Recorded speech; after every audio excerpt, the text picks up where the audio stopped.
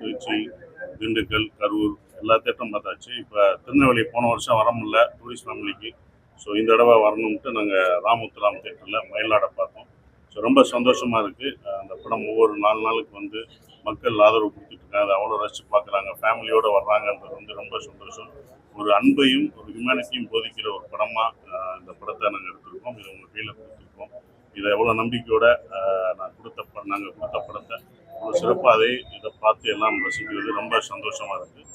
ராமுத்துராம் தேட்டரில் வந்து பார்த்ததும் இன்னும் திருநெல்வேலியில் அதை ரசித்து பார்க்குறாங்கன்னு இன்னும் சந்தோஷமாக இருக்குது. ரொம்ப நன்றி எல்லாருக்கும். அந்த படம் உண்மையிலே நல்லா இருக்கு சார், வாழ்த்துக்கள். கிட்னி திருட்டை சம்பந்தமா அந்த படங்கள், அந்த ஹீரோயினுக்கு ஒரு கிட்னி இல்லைன்னா அதை வச்சுதான் கதை மையமாக கொடுத்துருக்கு. குறிப்பாக தமிழகத்து இது மாதிரி கிட்னி திருட்டு நிறைய இருக்கா சொல்றேன், அதை மையமா வச்சு படம் எடுக்கப்பட்டதா இல்லை உண்மையிலே இது இந்தியா உள்நாட்டில் மட்டும் இல்லை, இந்தியா பல்வேறு காலகட்டங்கள் அதனால அதை பற்றி எப்படி மனிதர்களை வந்து ஏழை எளிய மக்களை கடனை பயன்படுத்த அந்த மாதிரி பண்றாங்க, அவங்க எப்படி வெறும் ஒரு உயிரற்ற பொருளா பாக்குறாங்க அப்படிங்கிறத இல்ல. குறிப்பா பாத்தீங்கன்னா ஒரு உயிரை காப்பாற்ற நீங்களே சொல்லிட்டு லாஸ்ட் கிளைமாக்ஸ் உயிரை காப்பாற்றக்கூடியதுதான் ஒரு மனிதன். நம்ம அவர் போகக்கூடாது. அதே மாதிரிதான் இப்ப காப்பாற்றப்பட்டு வரதா நினைக்கிறீங்களா தமிழகத்துல? இது மாதிரி நிறைய கிட்னி திருட்டுகள் வந்து ரெக்கார்டுகள் இல்லாம அன்ரெக்கார்டா பண்ணக்கூடிய சூழலை அதே மாதிரி ஒரு காப்பாற்றக்கூடிய சூழலா பாக்கீங்களா, இயக்குனர் எப்படி பாக்குறீங்க? ரெண்டுமே இருக்கு. அதான் இங்க வந்து சட்டத்துக்கு புறம்பா நடக்கக்கூடிய திருட்டு இருக்கு, அதே நேரத்தில் மனிதாபிமானத்தோட இருக்கக்கூடிய அன்பு. நீங்களே உங்க வார்த்தையில சொல்றீங்க திருட்டு காப்பாற்றப்படுதுன்றீங்க. அப்ப திருடு தப்பு அதெல்லாம் சொல்லியிருக்காரு. காப்பாத்தலாம், திருட்டுத்தனமா அதை பண்ணக்கூடாது. அதனால எப்படி பாதிக்கப்படுறாங்க, அதனால எவ்வளவு கஷ்டப்படுறாங்க அப்படின்றது சொல்றது. அது மட்டும் ஒரே இடத்துல இல்லை, பீகார் வரைக்கும் போயிருக்கு. பீகார்ல 2 கிட்னி கொடுத்துருப்பாங்கன்றது எல்லா ஊர்லயும் நடக்கிற மாதிரி தான்.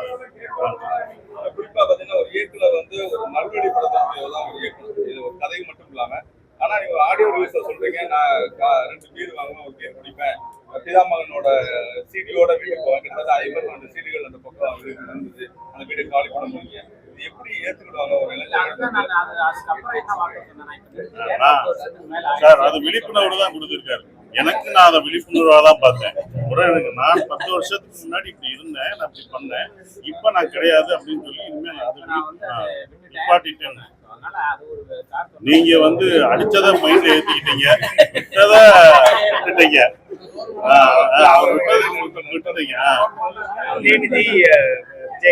மீண்டும் நடிக்க வரணும்னு சொல்றீங்க. அவங்க கேட்டாங்க, நடிகர்கள் எல்லாரும் அரசியல் பாதைக்கு வர்றது ஆரோக்கியமான போக்கு தானே? சசியோட என்ன வெளிப்பாடு எப்படி இருக்கு? ஆரோக்கியமா நம்ம நான் என்ன இல்லையே நான் சொன்னேன். ஆரோக்கியமா நம்ம எம்ஜிஆர் அவர்கள் இருந்தது வந்து அதெல்லாம் ஜெயலலிதா எல்லாமே கலைஞர் ஐயா எல்லாமே சினிமால இருந்தவங்க. ஸோ அது வந்து ஆரோக்கியமானதான் சார். அது என்னுடைய அபிப்பிராயத்தை நீங்க சொன்னது.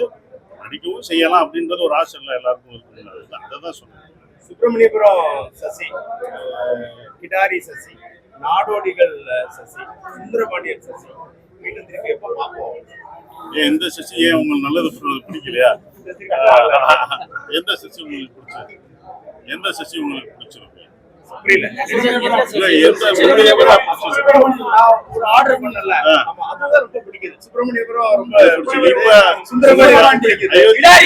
அயோத்தி பிடிக்கலையா?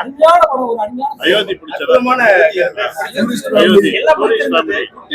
சார். என்னன்னா அந்த இளவட்ட காலத்துல அப்படி தெரியுது. அதுக்கப்புறம் என்ன பண்ணணும்னா எல்லாருக்கும் நம்ம வந்து புத்திமதி சொல்றோம். ஒரு காலகட்டம் வரும்போது நம்ம என்ன சொல்லுவோம், நீங்க இப்படி இருக்கணும், அன்பை போதிக்கணும். ஹியூமனிட்டி இப்ப தேவைப்படுறது என்ன?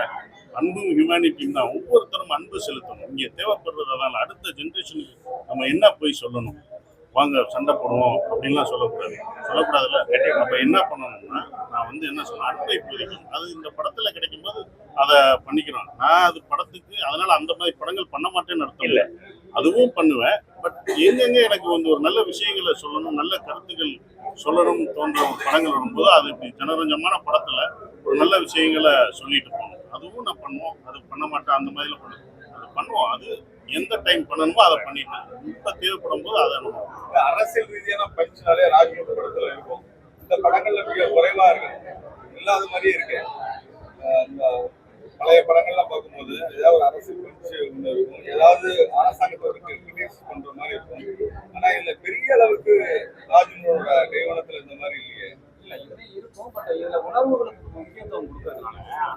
எமோஷனலே டிராவல் பண்றதுனால அது வெளியில சொல்ல வேண்டாம் அப்படின்னு சொல்லி இந்த படத்துக்கு என்ன தேவையோ அதை நடிகர்கள் அரசியல்வாதிகளா வந்தாலும் தொடர்ந்து நடிக்கணும்னு ஒரு கருத்தை சசிகுமார் சார் சொன்னீங்க. சசிகுமார் சாருக்கு அப்படி ஒரு அரசியல் என்ன? காமெடி பண்றீங்களா? அரசியல் ஓட்டு போடுறதோடு என்னோட அரசியல் முடிஞ்சிருக்கு. சுத்தி சுத்தி அதுக்குதான் வர்றீங்க. அரசியல் எல்லாருமே நண்பர்கள். நான் வந்து அப்படிக்கிட்ட நான் நியூட்ரல். எல்லா கட்சியிலையும் எனக்கு நண்பர்கள் இருக்காங்க. அப்ப நான் ஒரு கட்சி சார்பா எந்த இடத்துக்கு போனா என்னோட கட்சியால பார்க்கவே மாட்டேன். நண்பர் அன்பு ரீதியா போயிருக்காரு அப்படின்ற ஒரு விஷயமா தான் பார்ப்பாங்க. ஸோ அந்த சாயம் இருக்கிறது அது சந்தோஷமா இருக்கு. எல்லாரோடையும் பழகிறதும் எல்லாரோடையும் அன்பை சேர்க்கிறதும் அது ரொம்ப இவரோட கதை சொல்லும் போது எனக்கு ஒரு பயம் இருந்தது அப்படின்னு நீங்க சொன்னதா சமூக வலைத்தளங்களை பார்க்குறது. நல்ல பயம் இருந்ததுன்னு சொல்லல. இவர் கதை சொன்ன உடனே இதை எதுவும் மாற்றக்கூடாது. அது அவர் கதையா இருக்கணும். அவர் கதையில நான் போய் நடக்கணும். எனக்காக எதுவும் மாற்றாதீங்க அப்படின்னு தான் நான் அடுத்த படங்களும் இன்னொரு படங்களும் இவருக்காக கொடுத்ததா சொன்னீங்க. அது இன்னொரு படம் பண்றோம். அடுத்து அது ரெடி ஆயிட்டு அது ரெடி ஆயிடுச்சு. கதை ரெடி ஆயிடுச்சு. அதுக்கான வேலைகள் அது எனக்கு மொத்த படங்கள் நடிச்சு முடிச்சோடனே அந்த படம் இப்ப ஜனநாயகம் படம் தொடர்ந்து இப்ப வெளியூர்ல சமீபத்துல எல்லா சென்சார் போர்டுங்கிறது மிக அதிகமாக காணப்படுகிறது. ஏன்னா எதை சொல்ல வர சொல்ல முடியாத சூழல் இருப்பதாக சொல்றாங்க. எப்படி பாக்குறீங்க அதை? நீங்க தான் சென்சார் போயிட்டு இருக்கீங்க. இவர் தான் சென்சார்ல நிறைய ஏற்கனவே உட்கார்ல சென்சார்ல ஏற்கனவே ஒரு படத்துக்கே 40 கட்டு இந்த படத்துக்கு எதுவுமே அதான் கேட்டேன். இந்த படத்துல எதுவுமே நல்லபடியா கொடுத்துட்டாங்க. அது டிபெண்டிங் அப்பான் நல்லது நடந்திருக்கு கெட்டது நடந்திருக்கு. அதனால சென்சார் போர்டு ஒரு சுதந்திரமான ஒரு அமைப்பா செயல்படணும் அப்படிங்கிறது சுதந்திரமா செயல்படல. அது ஒவ்வொரு படத்துக்கும் மாறும். அதனால எப்பவுமே வந்து ஜனநாயக அமைப்புல எல்லா அமைப்பும் செயல்படணுங்கிறது. சசிகுமார் ஒரே இருக்கு இயக்குனரா நடிகரா நண்பனா ஓகே எந்த அடிப்படையிலையும் எந்த சர்ச்சையிலையும் இல்லாம சசிகுமார் போயிட்டு இருக்கிறதோட ரகசியம் ஏதாவது சர்ச்சை பண்ணுவானே நீ சர்ச்சையில் இல்லை நீ அரசியல் இல்லைன்றீங்க. யார் உங்களை அனுப்பிச்சு விட்டா? என்ன வரராஜன் என்னன்னே நான் பண்ணேன். இந்த ஊருக்கு வந்தது தப்பா? சந்தோஷம். வரராஜுக்கு எனக்கும் இலக்கணமா இருக்கிறதுனால அதான் நீங்க சொல்லிட்டீங்களே ஆரம்பிச்ச நட்பின் இலக்கம் எல்லாரோடையும் நட்போட இருக்கனால அந்த சர்ச்சைகள் வர்றதுல யாரோடையும் பிரச்சனைகள் வர்றதுல நண்பர் மன்னிச்சு விடுவோம். முத்துனத நண்பராக தான் செத்தா கூட சொல்லக்கூடாது.